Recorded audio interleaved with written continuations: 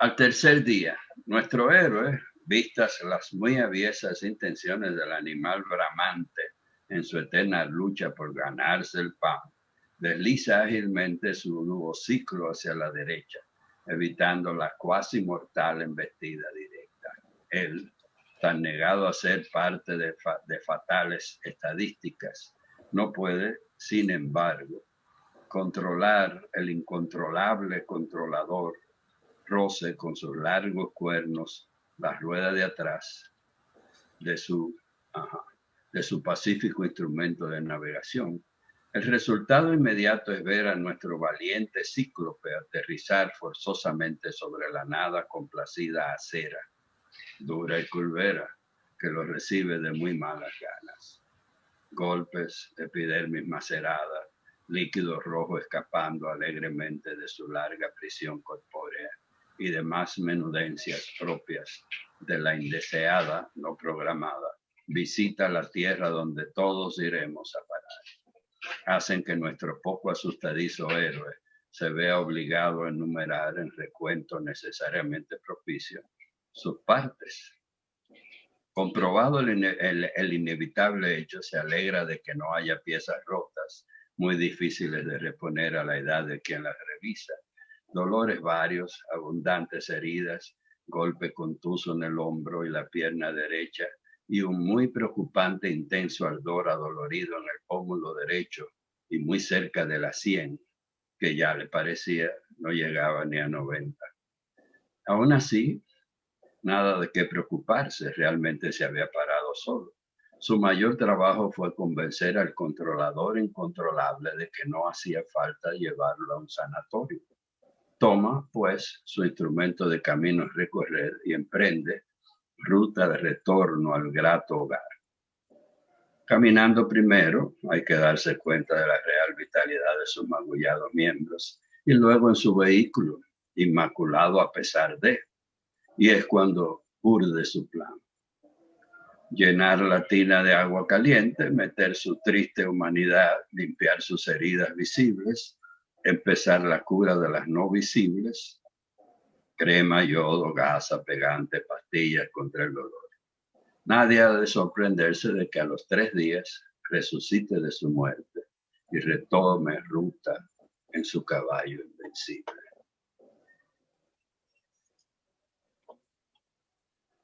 Y ahí termina.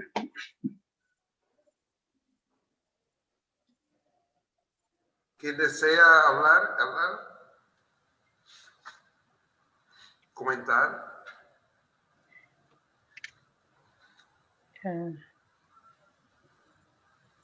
Rafael, la narrativa tuya, bueno, de algunos de los cuentos de César, los veo que son en tercera persona, ¿verdad, César? Alguna en primera, alguna... No, primera cuando es cuando le pasa al narrador, al que está en el cuento, es la primera persona. O sea, es un personaje ajeno narra lo que está pasando.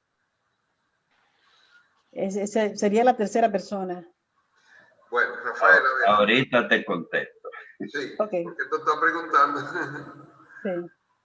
Rafael. Sí. Me parece que es bueno, lo primero es un cuento breve, es tal vez el cuento más breve de la noche, y hay un personaje que el autor identifica como el héroe que tiene un accidente con un animal. Leí un análisis del cuento que hizo Ike Méndez en que dice que es un cíclope el que tiene el accidente, pero a mí me parece, yo veo que el personaje es un individuo completamente normal que tiene un accidente con un animal desde un birrodado, debería ser como una bicicleta, ¿no? Aunque también hay como una confusión, parece que es desde un caballo que tiene el accidente con el animal, con la vaca, pero hay como dudas si es un birrodado o si es una vaca, si es un cuadrúpedo, no lo sé bien, pero la verdad que bastante interesante. A mí me llamó mucho la atención. Está muy bueno al tercer día. Perfecto. Ahí está el resultado de lo que yo quiero plantear. Hay tantos elementos nuevos que él logra ponerlo a pensar todo eso, si es una vaca, si es un cíclope, si es un caballo, lo que sea. Vamos a leer otra lectura que yo hice de él. Al tercer día, cuento de César Langnum, es creación de un hábil narrador omnisciente.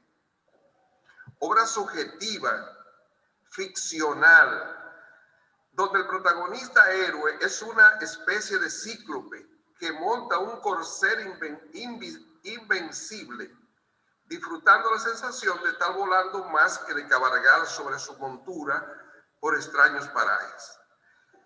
Un gran evento acontece en el cuento de César Langnum, cuando un extraño espécimen, yo le llamo perverso, quizá enfadado, crea la estrategia de acercar a su duociclo.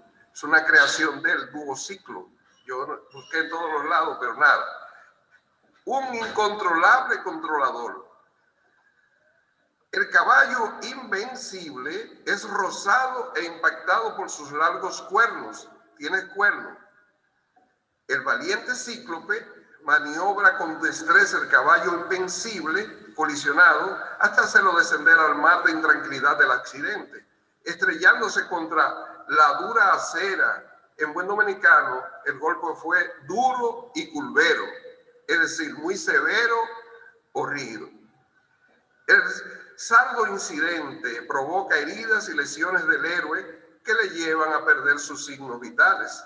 La cura milagrosa inicia cuando, cito, urde su plan, llenar la tina de agua caliente, meter su triste humanidad, limpiar sus heridas visibles, empezar la cura de lo no visible, crema, yodo, gasa, pegamento, pastilla contra el dolor. Atendiendo al género a que corresponde este cuento, podemos afirmar que es subversivo fantástico diría yo, pues viola las normas de la realidad, aunque su final nos haga recordar un proyecto divino, donde un Mesías, al igual que el protagonista de esta narración, logra a los 3 días resucitar de su muerte y retome ruta en su caballo invisible. Levantarse, alzarse, sanar las heridas, resurgir, volver a montar su caballo invencible, retomar de nuevo en sus manos las riendas de es una proeza de un gran héroe. Como en las buenas películas, nos mueve a pensar que quien organiza la cadena de estos interesantes cuentos guarda acontecimientos entre sus manos caprichosas para nuevos capítulos de este cuento de ficción maravilloso, para una próxima película, diría yo. Gracias. Sí, ya, permítame, lo dijo Ike, es un narrador omnisciente y la narrativa es en tercera persona. Es el narrador que conoce toda la historia, sabe lo que va a ocurrir. Y por lo menos en estos 3 cuentos, están narrados en tercera persona. Aunque ahorita quise ver como que el narrador se metía dentro del cuento, pero no, ya hizo un chequeo y no es así. Es un narrador omnisciente, que no sé si todos los cuentos de César, por lo menos lo que yo he leído, tienen esa característica. Bien. Yo creo que viene ahora el caballo mayor, Josué Lejera, una interpretación. No digan así, que yo soy un muchacho que tiene que aprender con ustedes. No. Un muchacho viejo que fácilmente si no me escribe un cuento va a decir, este muchacho no llegó a crecer. Miren, el problema mío es que son enfoques de los 3 cuentos. En el mismo orden que lo presentaron, son enfoques. Hay que dominar en cierta manera el costumbrismo, una sociología costumbrista que tenemos nosotros. Y Langnum la maneja. Porque en los cuentos, en libros que he leído de él, y estos 3 ahora, me dan a entender que él ha tenido que estudiar muchas cosas que posiblemente uno no domina siempre, que ha tenido que hacer hacerse acopio de cómo se hace para hacer el trabajo, cómo se explica que este pescador haga esto. Quizás sea un tipo bien versado en pesca, quizás sea un tipo bien versado en asuntos que tienen que ver mucho con el último cuento, que para mí tiene una gran trascendencia. Es como si fuera un héroe que tuvo que recibir la tierra como parte. Al tercer día vuelve y nace. Noten ustedes que él maneja toda esa estructura que uno puede decir hasta espiritual, para decir de que alguien puede, aún en el suelo, puede levantarse, curar sus heridas presentes y también comenzar a curar aquellas que ya no están tan presentes y que son del futuro. O sea, de un individuo que maneja ciertas estructuras que uno tiene que leer su cuento más de una vez. Y yo tuve que leer, desde que lo publicaron los tres, yo he tenido que leerlo. Cada momentito abro el celular y me pongo a leer y digo, misericordia, ¿qué quiere este muchacho conmigo? El asunto es que yo, después yo se lo voy a envío por la red a Nanú para que tenga más o menos mi visión de ellos, de estos tres cuentos. Mire, sociológicamente lo veo como un cuento costumbrista, los primeros dos. Hacen una sociología muy bien trabajada, los tres son muy buenos, se presentan juntos. Creo que mientras se leen, muchas veces usted tiene que devolverse otra vez y leer una frase para tener completa la visión, y a mí me gusta hacer eso. Y la facilidad con que él va diciendo cosas y van llevando a uno a imaginarse los elementos que están ahí envueltos en eso. Noten que eso es de un buen escritor. Y por ahí comienzo a decir las cosas buenas. Un buen escritor. No solamente del cuento, que es mucho más breve, y aunque la brevedad del cuento lo tienen como elemento vital, a mí me da maní que el cuento tenga la cantidad de hojas que tiene La Mañosa, que parezca más una novela que un cuento, pero sigue siendo un cuento. Porque te deja, el cuento te deja al lector, le deja al lector la capacidad de pensar en el final o en la estructura o qué me quiso decir. Es más, uno tiene que imaginarse la forma que uno cree que termine el cuento. Y esto lo logra aquí con los tres cuentos, Nanu, lo logra. Hay muchas cosas que tú puedes preguntar, ¿y qué pasó entonces con? ¿Y qué pasó entonces con? Y usted tiene que darle respuesta en función de lo que leyó. Y eso es importante en la narrativa, eso es importante. O sea que usted tiene que imaginarse cosas que aunque no se mencionen, es saber si la casa era de madera, si era por una ventana, o él había construido, como todo buen boyerista, había construido su lugarcito donde él pueda mover una piedrecita y acechar. Cosa que eso ocurría. Y como es costumbrista en esta parte del cuento, tiene que ver mucho con la razón de lo que ocurrió y puede estar ocurriendo ahora mismo con muchas personas que de una manera u otra buscan oportunidades para ver la mujer, para conocer la historia de la otra persona, como pasó con Pedritín. Continúo, aunque a veces hay que volver a leerlo, insisto, muchas veces en ese sentido, cuando uno ve tres cuentos sociológicamente interesantes, presentan una sociedad de un tiempo determinado, aunque se repite en este tiempo. Una necesidad humana de saber historias como esa para contarla como chisme, las comadres famosas de nuestros barrios y de nuestros pueblos. Y cuando leía Nanún, recordaba mi Barahona sureña, que ocurrían cosas así también. Y uno las escuchaba como narraciones de los viejos, y eso era importante. Cuando uno ve ahora sociológicamente, dice cómo la sociedad ha cambiado y cómo uno puede rememorar cosas ahora y traerlas a una realidad que podemos estar viviendo. Además de eso, la realidad de la gente que vive en un círculo donde todo se sabe. La realidad de las personas que buscan la forma de vivir. Y cuando yo leí el cuento, me senté en el muelle de Barahona con un grupo de muchachos que nos salimos en recreo de la escuela con un palito y un nylon tirándolo en el mar porque queríamos pescar tiburones con un anzuelito pequeñito.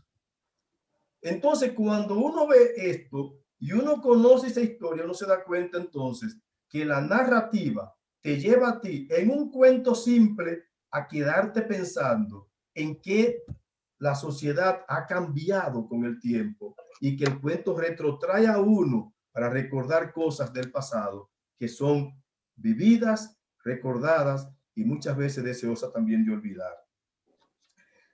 Veo también en esta parte del cuento de Nannún, además de eso, de conocer y estudiar, es sobre el primer cuento. Cuando él dice en esta parte del cuento, y me permiten ahora llegar a él en el tercer día, en esta parte él dice, habla de, no, el primer cuento fue Buena tarde, una buena tarde. Si todo pasa al mismo tiempo, más bien, uno lo nota cuando pasa. Noten ese inicio del cuento, me dejó a mí un ratito mirando. Sí, todo pasa al mismo tiempo. Más bien, uno no lo nota cuando pasa. Entonces, ese tipo de cosas me inició. Yo entonces quise leerlo para ver exactamente a dónde me llevaba.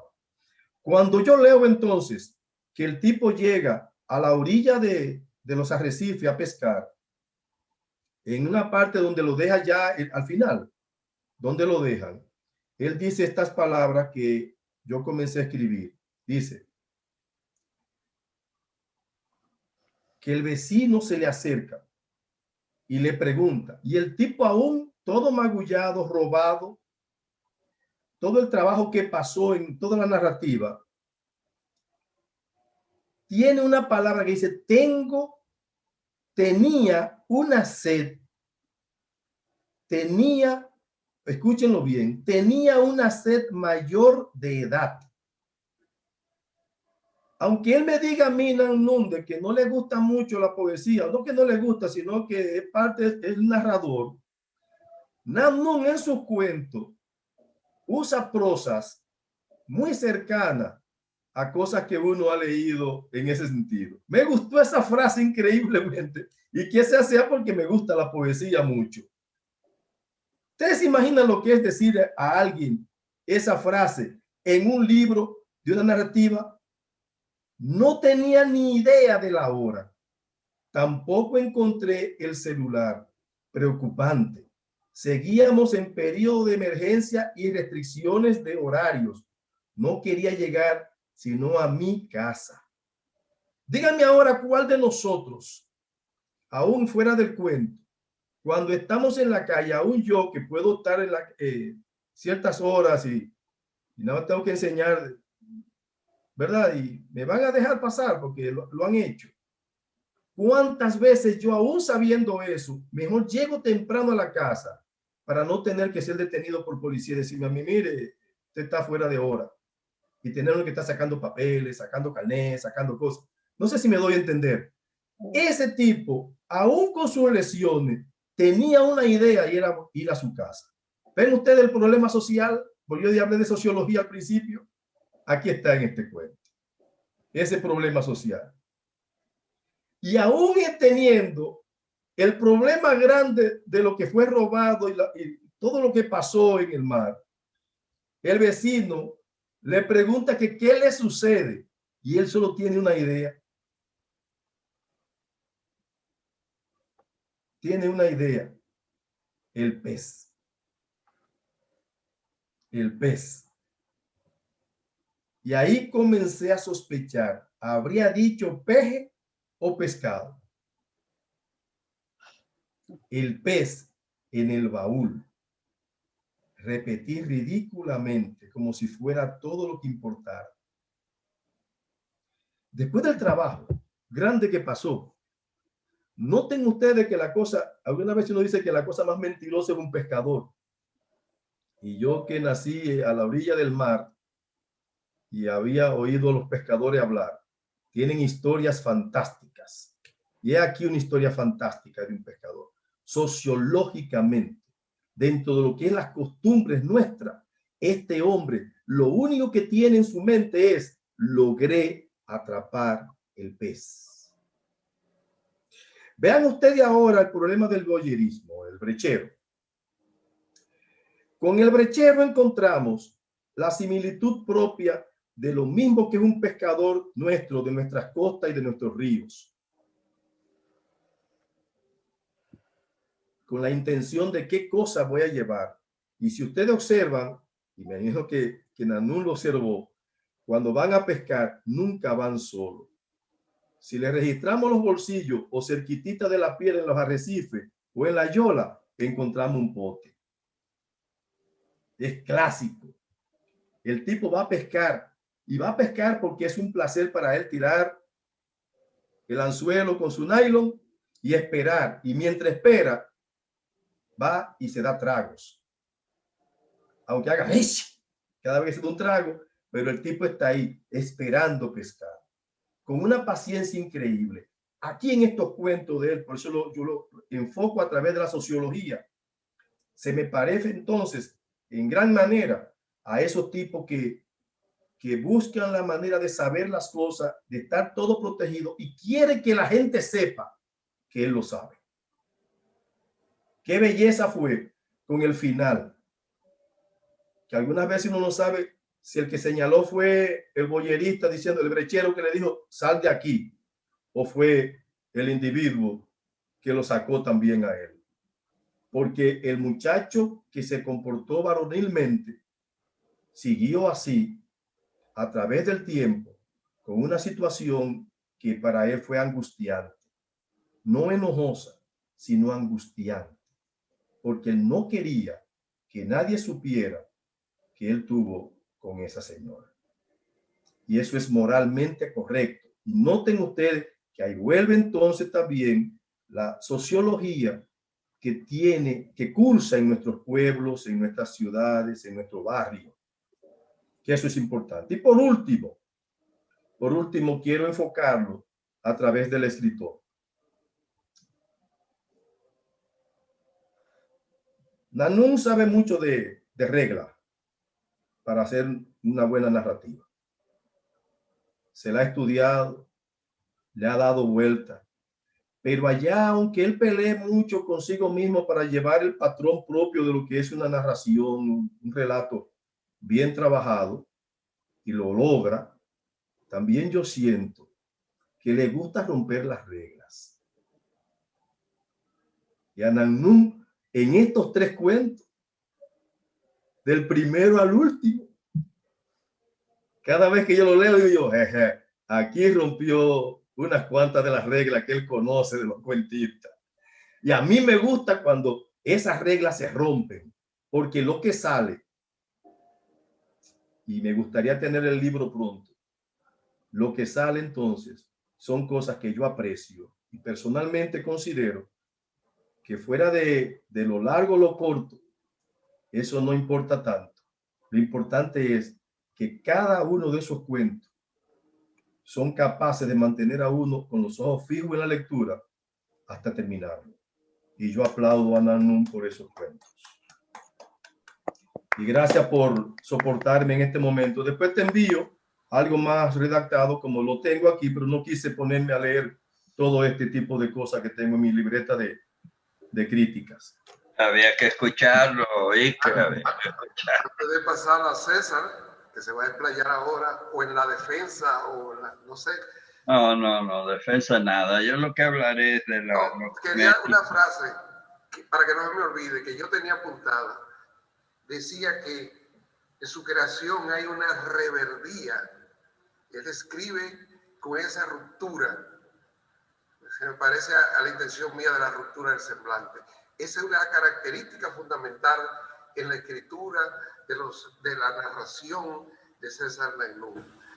La reverdía literal, o sea, frente a los conceptos y a todo eso. Adelante, José. Sí, me excusa que yo vaya a intervenir otra vez. En el último cuento en el que leyó César, cuando lo leí la primera vez, no tuve una visión acabada, o sea, de lo que significa para mí el cuento, porque ese es el problema del cuento, es que cada uno va a tener un juicio sobre él. Y ahí eso es lo que me gusta exactamente del relato, es que cada uno tiene su propio juicio. Y yo tengo un juicio de ese cuento. A mí me parece que él toma, vamos a suponer, voy a usar el término, Jesús. Vino con sus sueños y con lo que él se conseguía el pan, su trabajo, ¿verdad? Algo viene que no se define más que con cuernos y golpea su forma de él moverse y de obtener el pan. Golpea la tierra hacia donde todos vamos. Y no fue nada cariñoso como el golpeó la tierra. Pero es capaz de levantarse porque sabe lo que tiene. Y así mismo, como es un héroe invencible, junto con su caballo, él se mete en la tina y tiene su simbolismo, se mete en la tina para curarse él las heridas presentes, pero también asegurar que las heridas del futuro también van a estar curadas con eso que está haciendo ahí en la tina. Y luego entonces sale él 3 días después con su caballo invencible a seguir su ruta vencedora. O sea, yo lo vi desde el punto de vista religioso. Puede tener una apreciación de un héroe nacional o de cualquier sitio. Puede ser la visión que él tiene de algo que ocurre comúnmente, pero tiene un significado mucho más profundo, más acabado, y ese fue el cuento que me hizo leerlo más de 4 veces. Por lo tanto, si estoy equivocado en mi apreciación, como le estoy diciendo, es la mía, y lo veo desde ese punto de vista.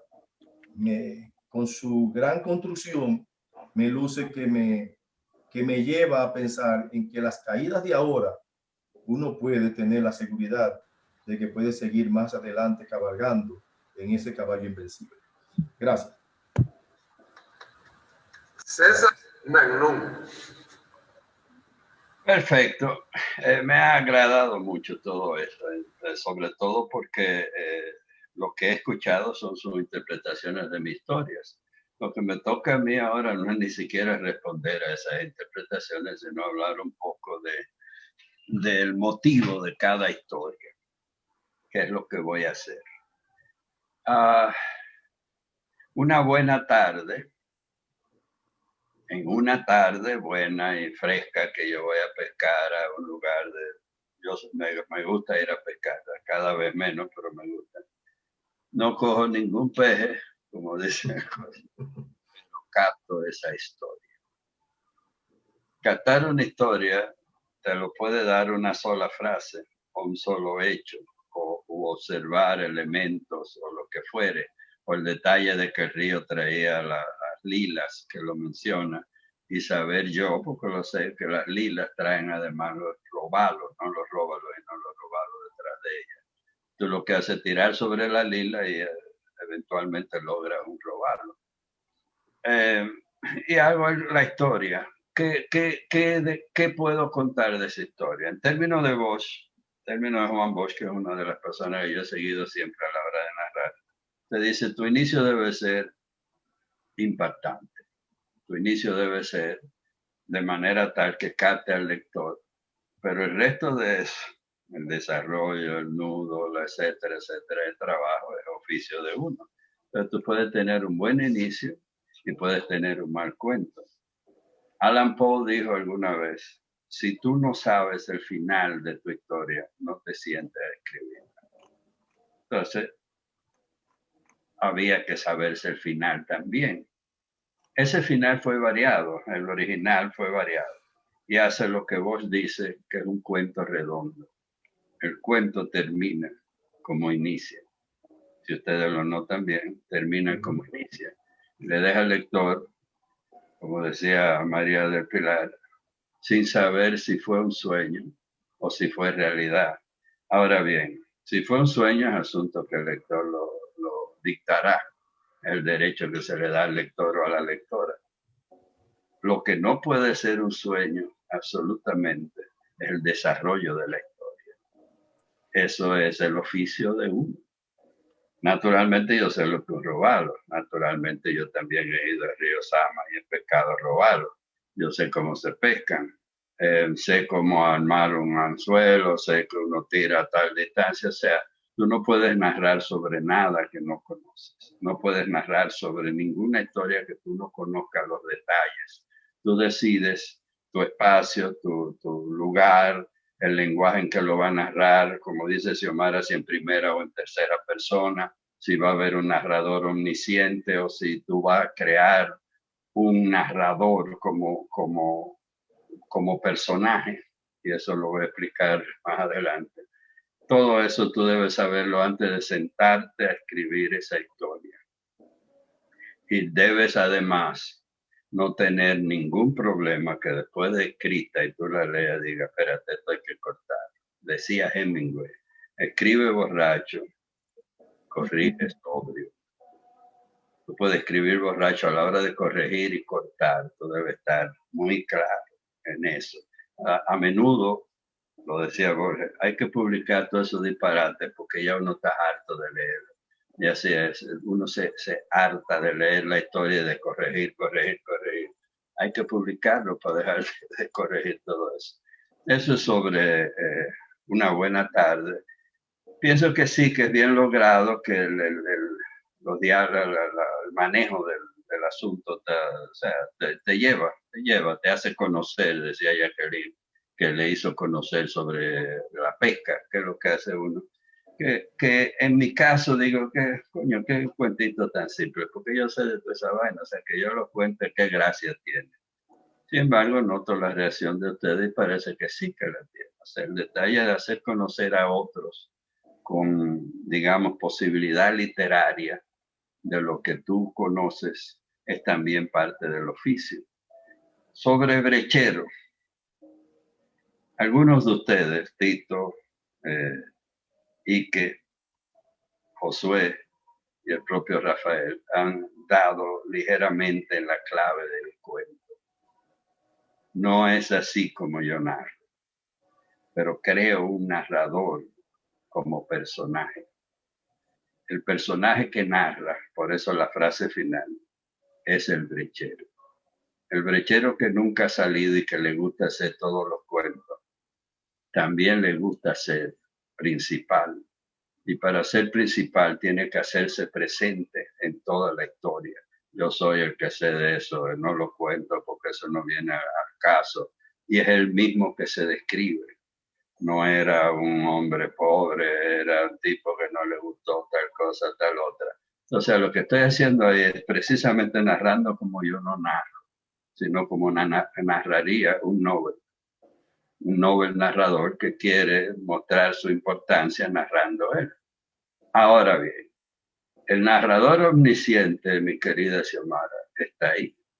Sí. No hay forma de que ese pendejo, por más brechero que sepa, se hubiera dado cuenta del diálogo entre la señora y el muchacho. No hay forma que por más brechero que él sea, se diera cuenta de varias cosas también. El omnisciente lleva la historia de manera tal que usted no pierda la línea, a pesar del pendejo este que está narrando y haciéndose importante él. Y al final te lo hace saber. Me señaló la puerta de salida. En otras palabras, el que está narrando todo el tiempo es él, pero el omnisciente te lleva la historia con ritmo para que no se pierda. Eso es lo que hay en esa historia. Es en San Juan, por lo tanto podría ser en Barahona, la mención de Chalona, yo podría decir que por personajes reales, pero no lo voy a decir, no tiene que ver con eso. No es la historia, sino que el hecho de narrarlo en sí y hacerlo importante o atractivo es lo que a mí me interesaba, es el oficio de quien está escribiendo. Y aquí yo quería presentar como personaje a un narrador novel que comete todos los errores, utiliza frases manidas,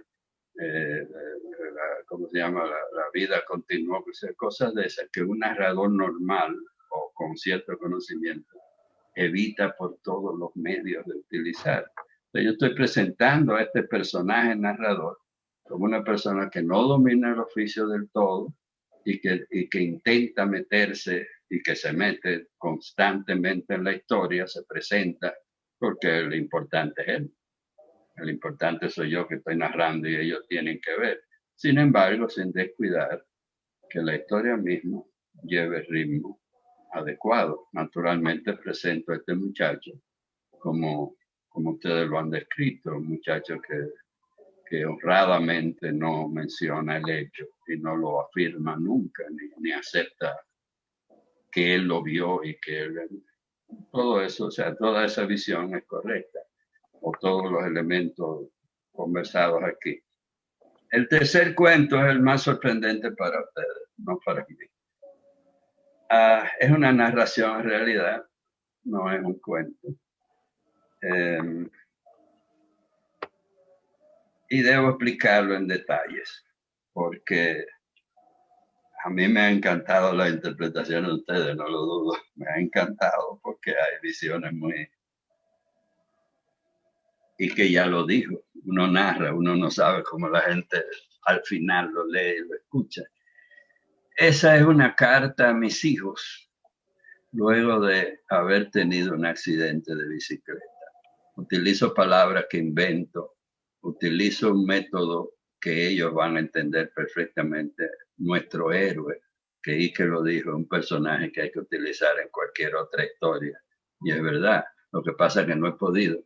Entonces uso un lenguaje estrambólico, digamos, un lenguaje extraño que te dice que el animal de cuerno ancho, si usted lo ubica y se da cuenta en detalle de la narración, quien choca el tipo este es una guagua pública, que tienen esos frentes de adelante que le sobrepasan el espacio de la misma armadura, ese es su cuerno.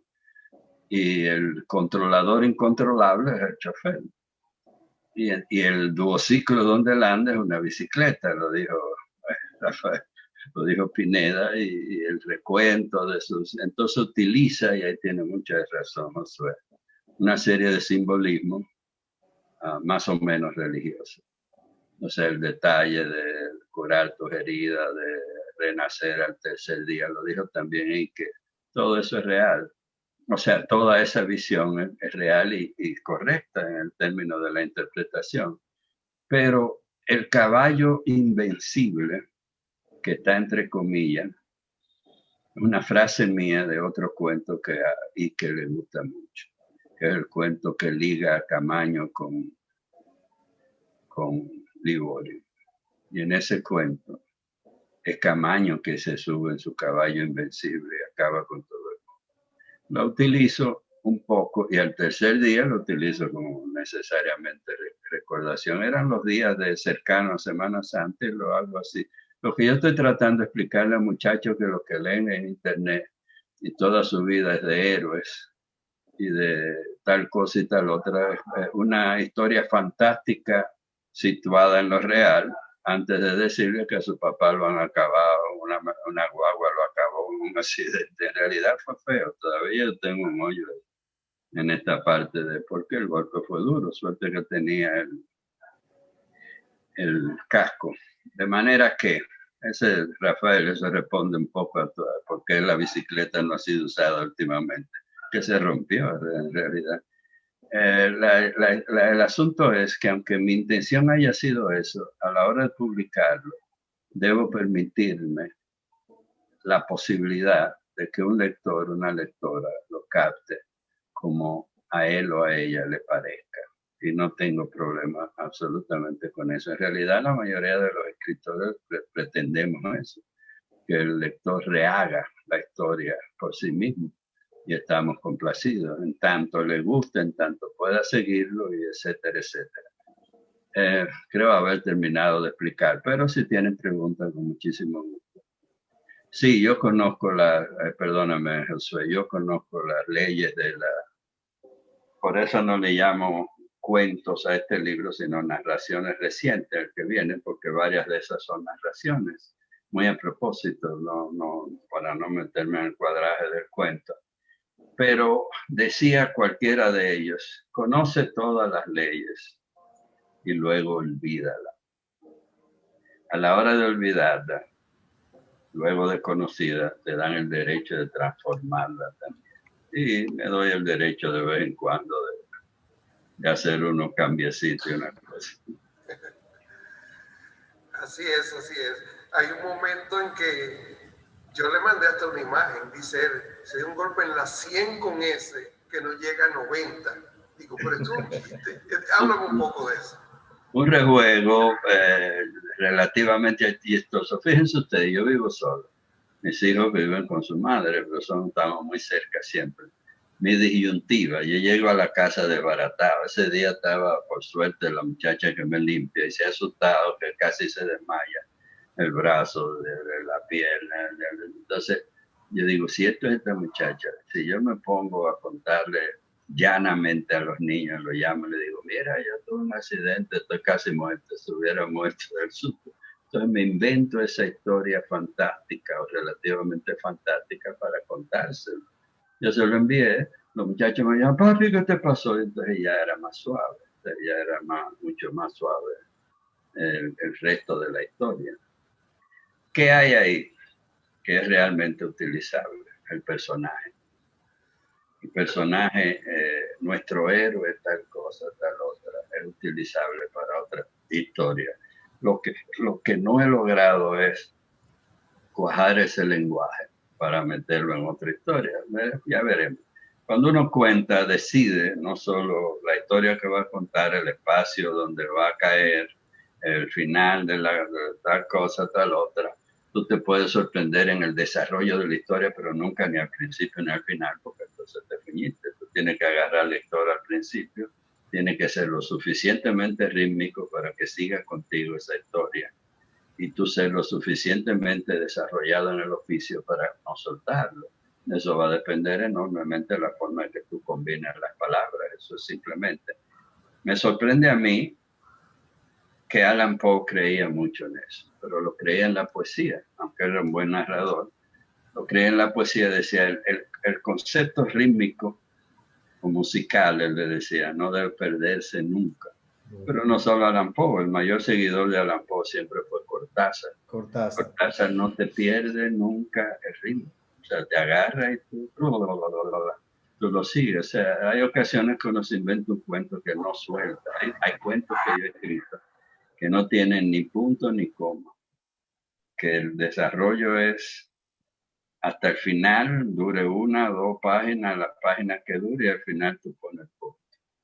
Porque es eso, es una secuencia rápida, musical, que tú no debes y no puedes soltar al lector, que no te deja. Allan Poe decía otra cosa, no escriba nada que el lector exceda en su lectura más de 1 hora, porque entonces el lector te va a dejar y cuando vuelve ya no es la misma historia, nunca es la misma historia. Escribe cosas que un lector o lectora, y lo decía 2 siglos atrás, imagínate ahora, no pase 1 hora de lectura. No te decía que a lo corto o a lo largo, él hacía esas historias, hacía historias largas, increíblemente densas. Sin embargo, nunca pasaban de 1 hora de lectura. ¿Por qué? Lo decía, tan pronto un lector suelta tu historia, cuando vuelve, ya es otra historia. Tiene que volver atrás, ponerse al día, su situación personal no es la misma. Cosas así, o sea, hay 8.800 ejemplos, y Bosch era el que más daba sobre eso y hablaba de y Hemingway, todo el mundo. Ahora, todas esas historias son solo explicables a partir de ti, o sea, de ti el narrador. El narrador es que sabe qué usar y qué no, y cómo y cuándo, pero debes aprenderla. Si no la aprendes, es como el músico que cree que es un trompetista muy bueno, pero no sabe leer. Es la misma historia. Es cierto que la música es el lenguaje universal, pero es un lenguaje. No es que tú lo oyes y te gusta, o no es que tú interpretas la canción, es que tú lees la quinta sinfonía aquí o en China de manera igual, porque está escrita en un lenguaje. Hay que saber leerlo. He hablado mucho, ¿no? Hablé mucho.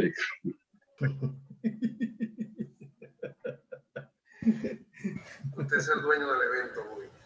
Bien, antes de terminar, tuvimos brevemente el segundo a Beatriz Palmieri, que pensé que se iba a quedar y se fue, porque queríamos al final que ella como presidenta del proyecto nos dijera y nos actualizara sobre los futuros eventos del proyecto Cultural Sur que viene. Yo antes me gustaría que sea Tito Alvarado el que nos refresque en la mente lo que viene, pero antes quiero hablarles y motivarles de un evento nuestro en el cual vamos a ser protagonistas porque nos han distinguido con una invitación formal de participar en el tercer Festival Literario Sur que se celebrará en Azua de Compostela, y nos han pedido de manera especial que organizemos un Zoom como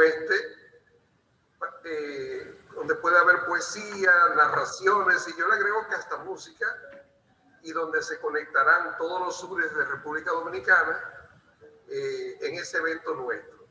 Hay que acabar de motivar a los compañeros para que ese día tengamos una buena participación, y es una forma nueva de internacionalizar en nuestro país el evento. Todos los sures nuestros estarán junto con nosotros.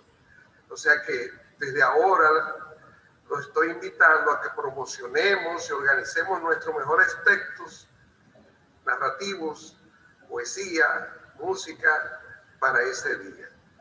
Ya he recibido invitaciones hasta de personas que ya yo la siento el proyecto. Desde Venezuela, que ha estado con nosotros, una compañera nos dijo que quiere leer un cuento. Yo le dije que sí. Desde España, aunque no está en República Dominicana, pero es el miembro del proyecto, Paul también quiere participar con nosotros ese día. Y muchas otras gentes. O sea que vamos a hacer un evento bien bonito ese día para todos los dominicanos y el mundo. Adelante, César, antes de... Levantaba la mano solo para decir que estaré ahí. Tú me dices con qué yo voy a estar ahí. Ya Rafael dijo que va a estar. O sea, sí, yo lo que quiero es que me digan con qué van a leer. Hay dos compañeras ya que me han dicho qué poesía y el nombre para hacer un programita ya desde ahora. O sea que los animo a que lo sigamos haciendo. En este momento, yo preferiría que a Rafael Pineda quiere decir algo. Sí, para preguntar hasta cuántos poemas son permitidos. Yo dije que 2, pero si somos demasiados lo vamos a reducir a 1. Pero para que se animen, que construyan 2 y una narración breve. El espacio es nuestro. Que duremos 2 o 3 horas luciéndonos, sería provechoso para nosotros. Pero tenemos que ser moderados, no podemos pasar más de 2 horas. Miren, esta llevamos por 1 hora y media. O sea que no debemos tampoco cansar a la gente. Bien, muy bien. Bien. Yo me inscribo, voy a participar. Sí, me mandan a decir que van a leer, pues ya yo voy haciendo el programa. Y voy a seleccionar y te aviso a ustedes. Perfecto. Yo quiero que Tito Alvarado nos refresque los próximos eventos internacionales que tenemos presentes y nos motive a que participemos, aunque en esto no vamos a entrar porque ya están cerrados. Adelante, puede abrir el micrófono, Tito. Gracias. Hay uno en que sí pueden participar, pero voy a empezar con el que ya no se puede participar. El próximo 6 de febrero, es día sábado, desde Medellín se hace la parte que corresponde al Festival de las Artes y la Dignidad, que se llama Ponencia. Me comunica Lucas, que es uno de los organizadores, que hay 10 ponencias. Al principio, cuando partimos esta tarea, decíamos, bueno, si logramos 4 ponencias, ya es algo. Lo ideal sería 6. Pero ahora hay 10 ponencias con asuntos bastante variados. Ustedes tienen, me parece que 2 ponencias, por lo menos sé que hay una que habla de los pueblos originarios. Hay otra que no sé, que viene desde Michoacán. No sé si ellos tomaron el tema que hablaría de la motivación o si van a hablar del trabajo que se puede hacer en comunidades. Allá hablan de comunidades porque allá hay indígenas y viven separados de la ciudad. Son 52 idiomas indígenas que se hablan en México. ¿Cuántas comunidades hay cerca de Michoacán? No sé, pero ellos tienen experiencia en ese trabajo. Está en mi ponencia, voy a hablar de la dialéctica, pero la dialéctica aplicada al análisis del trabajo de la cultura y de las tareas que tenemos nosotros los que trabajamos la cultura. Es decir, hay una variedad de 10 ponencias, lo que da para bastante rato, puesto que el máximo que se puede usar son 20 minutos, y sería bien variado. Entonces, hay compañeros de Argentina, de México, yo que vivo en Canadá, de República Dominicana. No sé si al final lograron participar los compañeros de Cuba, me prometieron que sí, pero no sé. Solo sé que el número son 10 los que hay comprometidos hasta la fecha. Y más adelante, en una fecha que yo en este minuto no recuerdo, estaría la exposición organizándose a partir de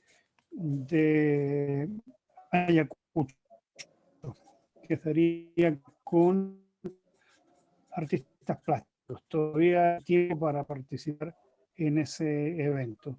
Después viene otro más que organiza y el final sería un evento multidisciplinario.